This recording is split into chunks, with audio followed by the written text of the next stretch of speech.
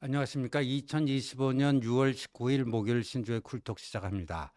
3대 특검, 빠르면 7월 초부터 수사가 본격적으로 시작되지 않을까. 다들 이런 전망을 해왔는데 전혀 아니었습니다. 이미요, 내란 특검, 조은석 특별검사는요, 김용현을 추가 기소했다. 김용현 지금 구속 상태 아닙니까? 그런데 또 기소를 했다. 다른 혐의로 기소를 한 거죠. 추가 구속 요청을 할 예정이다. 이렇게 언론 공지를 했습니다. 그러니까 조은석이 내란 특검 특별검사로 임명받은 지 엿새 만에 수사를 개시한 겁니다.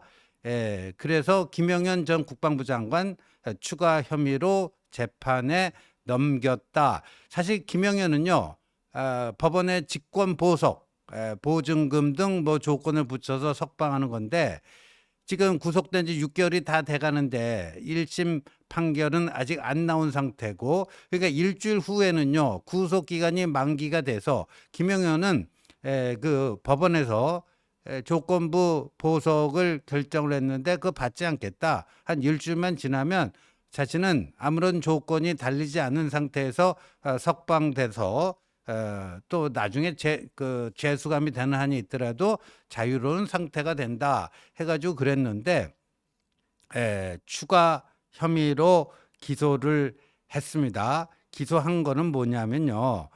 위계에 의한 공무집행 방해, 증거인멸 교사, 이 두 가지 혐의로 18일 야간에 김영현을 기소를 했다. 그래서 법원의 신속한 병합, 추가 구속영장 발부 요청하는 절차를 신속히 진행할 예정이다. 근데 김영현 요번에 그 기소 공소장에 보면 그 사유가 위계에 의한 공무집행 방해인데요. 이게 뭐냐면 계엄 하루 전인 12월 2일에 국방부 장관이었던 김영현이 대통령 경호처를 속여서 비화폰을 지급받은 다음에 그 비화폰을 내랑 공범이자 당시 민간인 신분이었던 안산에서 그 무슨 보살집에서 그 점쟁이 하고 있던 노상원 전 국군정보사령관에게 전달한 혐의다. 그러니까 이 경호처에서 그 관리하는 비화폰을 민간인에게 주면 안 되는 거죠.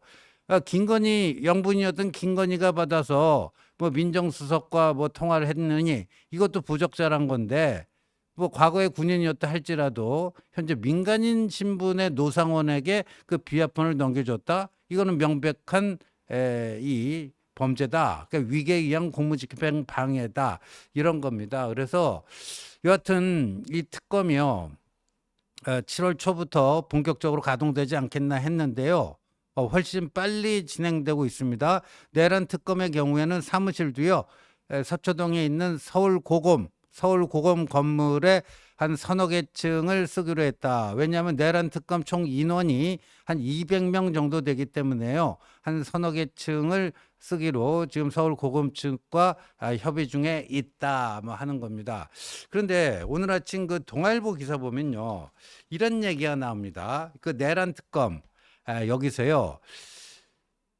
윤석열 전 대통령이 계엄 선포를 한 진짜 동기 파악에 나설 것 같다. 뭐 이런 거예요. 예. 그러니까 비상계엄의 전말을 처음부터 다시 들여다볼 것 같다. 기존 수사에서는 윤석열 전 대통령이 그 조사에 응하지 않았던 관계로 이 진짜 계엄을 발동한 사유에 대해서 충분히 밝혀지지 않았다 하는 겁니다. 그러니까 이거를 제대로 한번 좀 밝혀봐야 되겠다는 건데 12월 3일 밤 9시 40분경에 그때 이 대국민 특별 담화를 통해서 비상계엄 선포를 하면서 그때 계엄 선포 사유로 들었던 게 세 가지 아닙니까? 반국가 세력인 이 이재명 민주당이 30번에 가까운 그 릴레이 탄핵, 줄 탄핵을 했고, 입법 예산 횡포를 해가지고 국정을 마비시켰다. 이게 첫 번째고요. 두 번째는 부정선거. 이 부정선거 이 의혹을 규명하기 위해서라도 비상계엄이 필요하다. 그러면서 나중에는 뭐 중국 스파이 얘기도 하고 크게 보면 두 가지예요. 그 야당의 폭고, 야당의 의회 폭고, 줄 탄핵과 입법 예산 횡포, 그 의회 폭고. 두 번째는 부정선거. 이 두 가지 사유로 비상계엄을 선포한다 그랬는데요. 문제는 뭐냐면요. 저기 보면요. 계엄 동기에 보면 저 두 번째요. 진짜 동기가 뭔가? 김봉식 전 서울청장이 언급한 윤 전 대통령 개인 가정사의 실체 이렇게 나오잖아요. 이게 뭐냐면은 이 12월 3일 그 계엄의 날 당시에 계엄을 결정하고 김영현과 회동을 가진 다음에 당시 윤석열 대통령이 삼청동에 있는 안가에 저녁 7시에서 7시 반 사이에 경찰청 넘버 1, 2를 부릅니다. 조지호 경찰청장과 김봉식 서울경찰청장 두 사람을 불러서 계엄과 관련된 지시를 합니다. 계엄과 관련된 지시를 하고요. 거기서 김영현도 있었어요. 김영현은 그 A4 용지 한 장짜리 요거 무슨 지시사항 같은 거를 그 김봉식 서울경찰청장에게 전달하는 그때가 있는데 나중에 그 수사 과정에서 김봉식 서울경찰청장이 당시 12월 3일 저녁 7시 무렵 삼청동 안가 회동에서 윤 당시 대통령이 계엄 선포 사유로 개인 가정사를 언급했다. 개인 가정사를 언급했다. 수사 과정에서 그런 진술을 했습니다. 그런데 이게요. 탄핵 심판, 헌법재판소 탄핵 심판 제8차 심판에서 이 얘기가 처음으로 나와서 세상에 알려지게 됐는데 그 당시에 관련 영상 지금부터 좀 보시겠습니다.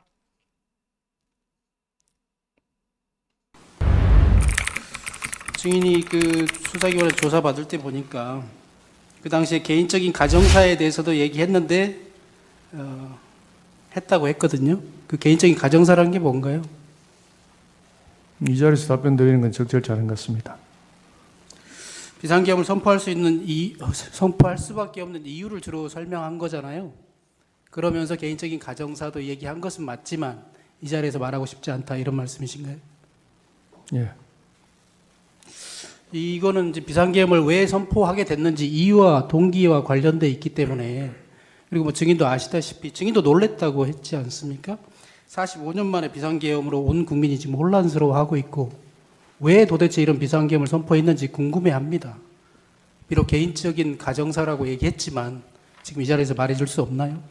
아니 그런 부분이 뭐 지금 뉴스에 나오고 있는 그런 부분과는 좀 전혀 결이 다른 부분들입니다. 뉴스에 어떤 내용이 나오는지 저는 잘 모릅니다만. 뭐 여러 가지 뭐 어떤 특검이라든지 이런 부분하고는 전혀 관련이 없는 부분들입니다. 관련은 지극히 개인적인 대통령님 지극히 개인적인 부분이라고 저는 그 당시 느낌을 받았습니다. 예, 알겠습니다. 그래 지극히 개인적인 일이지만 지금 이 자리에서 말하고 싶지 않습니까? 예. 네, 됐습니다. 지금 저기 보시듯이 이제 이 국회 측 대리인단 그 변호사들이 이제 쭉 기록을 제출받아갖고 수사 과정에서 있었던 진술 조서를 봤더니 김봉식 서울경찰청장이 수사 과정에서 12월 3일 삼청동 안가 저녁 회당에서 윤 대통령이 계엄 선포 사유로 개인 가정사를 언급했다. 이 대목을 발견한 거예요. 그래서 그게 무슨 내용이냐고 지금 국회 측 대리인단 이 물어봅니다. 그랬더니 이 자리에서 답하기 뭐합니다. 했더니 재차 물으니까 뭐 뉴스에서 나오듯 그런 특검은 아니다. 특검은 아니다. 왜냐하면 당시 민주당 측에서는요. 당시 윤석열 대통령이 김건희 특검을 막기 위해서 비상계엄령을 발동한 거 아니냐. 이거는 명태균의 주장하고도 일맥상통하는 건데 명태균의 황금폰 거기서 김건희 파일이 막 까지고 뭐 하면서 결국 그게 세상에 다 알려지게 되면 김건희 특검으로 안 갈 수밖에 없는 그런 상황이기 때문에 그거를 차단하기 위해서 비상계엄을 발동한 거 아니냐. 그런 의혹들이 당시 민주당과 명태균 이런 쪽으로부터 흘러나왔는데 그건 아니다 하면서 지극히 개인적인 뭐 그런 거라고 이해했다. 지극히 개인적인 뭐라고 이해했다. 근데 지극히 개인적인 게 도대체 뭘까? 좀 궁금해집니다. 그런데 김봉식 그 저 서울경찰청장은요. 윤통에 대해서 굉장히 의리를 지킨 사람입니다. 개인적 의리. 윤통에 대해서 그 불리한 진술은 거의 안 했던 사람이에요. 그런데 윤통이 계엄 발동 사유로 개인 가정사를 언급했다. 이게 굉장히 중요한 대목이거든요. 그런데 당시에 TV조선이 뭐 단독 보도를 낸 게 있어요. 그거 한번 볼까요? 어떤 내용이에요? 그 보면요. 그 당시 민주당 측에서는 뭐 김건희 여사 때문에 그런 거 아니냐 그런 건데, 근데 TV조선 저 용산 출입하는 조성호 기자, 그 조성호 기자가 그 김건희 여사 측하고도 잘 통하는 그런 기자였거든요. 근데 그 얘기는 뭐냐면, 나는 뭐 자식도 없고, 가족 이래봤자 피부치라고 해봤자 가족이라고 해봤자 이제 어머니가 저기 오래전부터 이제 병상에 누워 있는 그런 요양 누워 있는 그런 상태고요. 그 여동생이 있고 그 아버지인 윤기중 연세대 명예교수는 이제 대통령 그 몇 년 차인가 이제 돌아가시고 그리고 이제 처가 이게 김건희 여사 뭐 이렇게만 있는 거예요. 그러니까 자신은 자식도 없고 뭐 가족도 많지 않기 때문에 뭐 사심 없이 자기는 후회 없이 뭐 챙겨야 될 가족들도 별로 없고 그러니까 그런 거다 하면서 이제 TV조선이 당시에 이제 단독으로 저렇게 얘기했는데 TV조선은 이제 윤통의 그 얘기들을 좀 이렇게 대변해 주는 듯한 기사였습니다. 저거는 윤통의 그런 윤통 측의 그 주장을 뭐 단독의 형식을 빌려서 대변해 주는 그런 기사였고 진짜 맥리는 뭘까? 그래서요 많은 사람들이 저 기사 이제 됐습니다. 많은 사람들이 이제 그 김건희 여사를 결국 지키기 위해서 그런 거 아니냐? 그 뭐 꼭 민주당뿐만 아니라요. 당시에 이제 국민의힘 쪽에 있었던 사람들도 그 윤 대통령의 그 가정사나 김건희 여사와의 관계를 봤을 때 가장 그렇게 의심하는 그런 겁니다. 그런 건데 자 이게 과연 뭐가 진실일까 하는 건데요. 근데 그날 참 재밌는 게요. 그 비상계엄 하루 전날인 12월 2일에 저쪽 그 좌파 미디어 그쪽에서요 김건희 다큐를 만들었어요. 퍼스트 레이디. 그래갖고 김건희 다큐 퍼스트 레이디 시사회를 12월 2일에 했네요. 12월 2일에 했어요.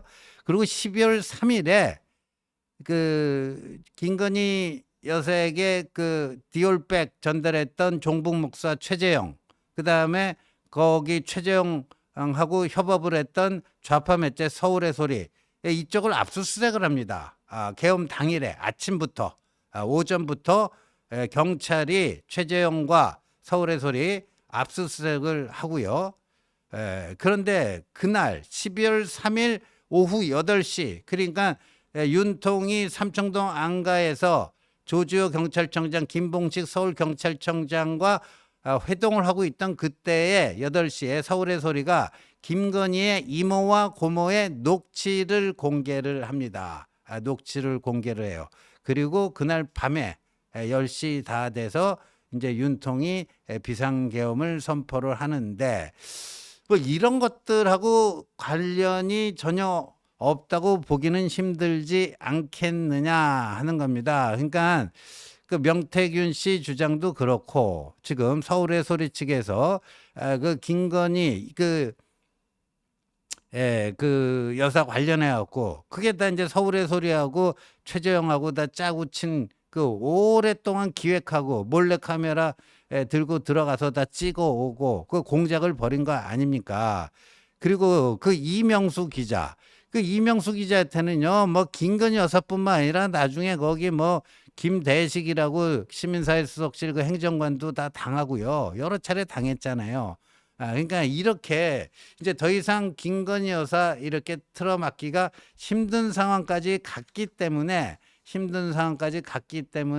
뭐 한 게 아니냐 뭐 이런 건데, 여하튼 비상계엄 발동의 진짜 이유, 저도 솔직히 윤통이요, 그전부터 부정선거를 그렇게 세게 물지는 않았어요. 부정선거에 대해서 후보 시절부터 이렇게 쭉 제가 관찰을 해보면요, 그렇게 세게 물지 않았습니다. 왜냐하면 아니 본인이 당선된 불과 뭐 0.73%포인트라고는 하지만 이재명에게 승리했던 대선, 그 부정선거였습니까? 근데 윤통 부부가 그런 얘기는 사석에서 좀 했습니다. 원래 한 10% 정도 이기는 건데 겨우 0.73% 이긴 거 보니까 이거 조금 뭐 부정의 소지가 있는 것 같다, 그런 얘기는 한 적이 있어요. 근데 그로부터 3개월 후인 2022년 6월 1일 지방선거에서 대승을 거뒀잖아요. 그 지방선거 대승은 그럼 뭐 그때는 부정선거 없었나요?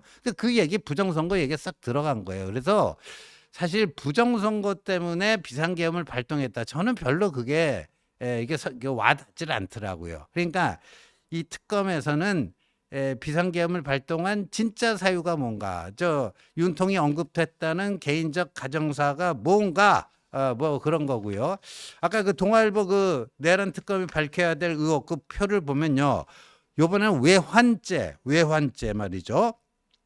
북한의 공격을 유도하려 했다는 것 아니냐. 그러니까 평양에 무인기도 보내고 뭐 했던 게 그게 이게 계엄 요건을 맞추기 위해서, 우리 헌법에 보면, 또 헌법과 계엄법에 보면 비상계엄은 전시, 사변 또는 그에 준하는 국가 비상사태, 이렇게 세 가지 경우에 비상계엄을 발동할 수 있게 돼 있잖아요. 그러니까 가장 확실하게 하려면 북한과 무슨 저 국지적인 충돌이라도 일어나고 뭐 하면은 그 비상계엄 발동 요건이 되기 때문에 일부러 북한을 자극한 것 아니냐,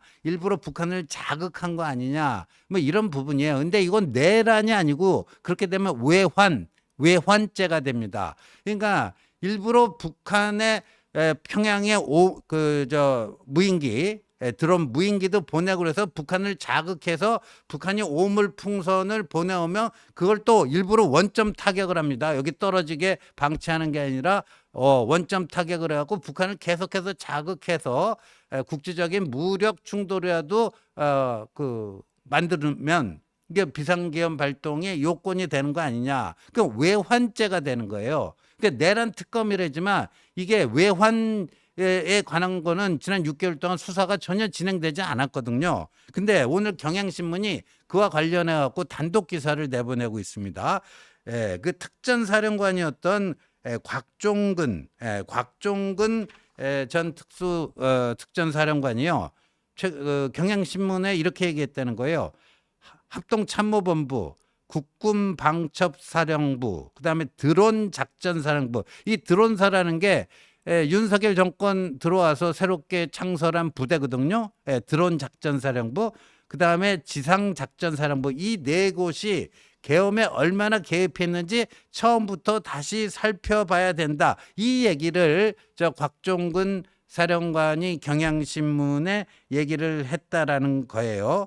그게 지난 6개월 동안 수사에서는 제대로 그게 그 조사가 되지 않았다 하는 거고요. 실제 작년 10월 11일에 북한 외무성이요, 남쪽에서 날아온 무인기가 12월 3일과 9일 또 10일 밤, 이 3일에 걸쳐서 평양에 떨어졌다. 그리고 대북 전단도 뿌려졌다.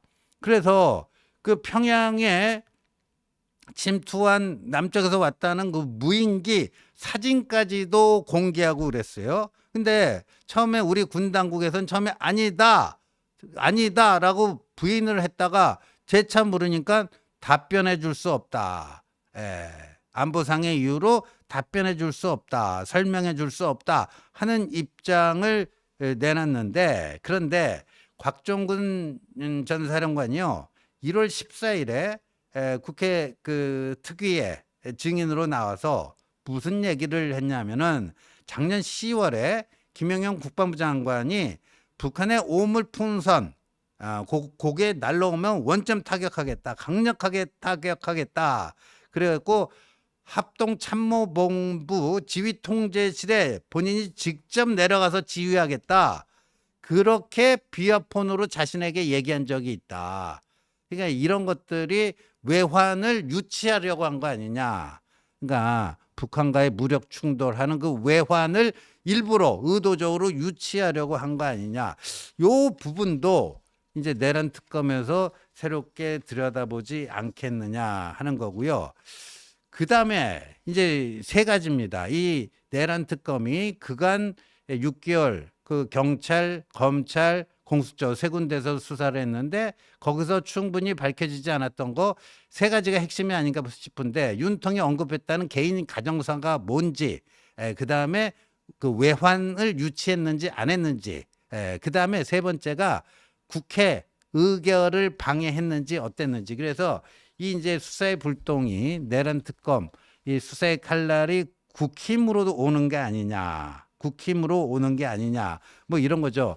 12월 3일 밤 윤통 그 통화 내역을 보니까 계엄령 발동 직후에 당시 원내대표 추경호하고도 통화를 했고 또 몇 분 후에 나경원하고도 통화한 게 밝혀졌잖아요. 추경호, 나경원 두 사람은 비상계엄 관련해서 뭐 간단하게 하게 됐다. 미리 알려주지 못해서 미안하다. 뭐 그 정도 얘기만 했지. 그 밖에 얘기는 없었다라고 하는데 혹시라도 윤통이 나중에 이렇게 군인들에게 지시하잖아요. 군사령관들에게 다 끌어내라. 의원들 문을 부수고 나가서라도 4인 1조로 총을 쏴서 뭐 도끼로 문을 부수더라도 4인 1조로 다 들쳐엎고 나와라. 그게 계엄 해제 요구 결의안 통과되지 못하도록 표결되지 못하도록 그걸 막아라 한 거 아닙니까? 그럼 군사령관들에게 그런 지시를 내렸을 정도면은 원내대표인 추경호에게도 그 본회의장에 의원들 가지 않도록 그 추 원내대표가 잘 좀 하쇼. 뭐 이런 요청을 했을 가능성도 충분히 있는 건 아니냐. 물론 추경호는 부인하고 있습니다만. 근데 당시에 추경호가요. 본인은 국회에 들어와 있으면서 계속해서 의원총회의 장소를 당사로 12시간 넘어서 4번이나 공지를 합니다. 4번이나. 당사. 맨 처음에는 국회로 와라. 그래 놓고 당사로 바꿨다가 국회가 다시 부분적으로 뚫렸다 들어갈 수 있게 됐다 해서 다시 국회로 바꿨다가 그 다음에 다시 당사로 바꾸고 그 12시 넘어서 그냥 새벽 1시쯤에 계엄 해제 요구 결의안이 이제 통과가 되는데 그래서 국민의힘 의원 중에 18명만 거기 표결에 참여하고 90명은 불참을 했단 말이에요. 심지어 추경호라든가 이번에 원내대표가 된 송원석이라든가 이 사람들은 국회 진입이 성공했어요. 그때 국회 안에 있었던 사람 뭐 신동욱 대변인 한 8명 정도 됩니다. 그 사람들은 표결에 참석할 수 있었는데도 안 했어요. 이 모든 것들이 혹시라도 윤통이 야 그거 하지 마라 뭐 이런 윤통의 지시를 받고 한 거라면은 이거는 내란 동조가 될 수 있다. 그래서 이 내란 특검 이제까지 이 검경 공수처 수사 이외에 새롭게 우리가 주목해서 봐야 될 게 그 3대 포인트다 하는 말씀 올립니다. 시청해 주셔서 감사합니다.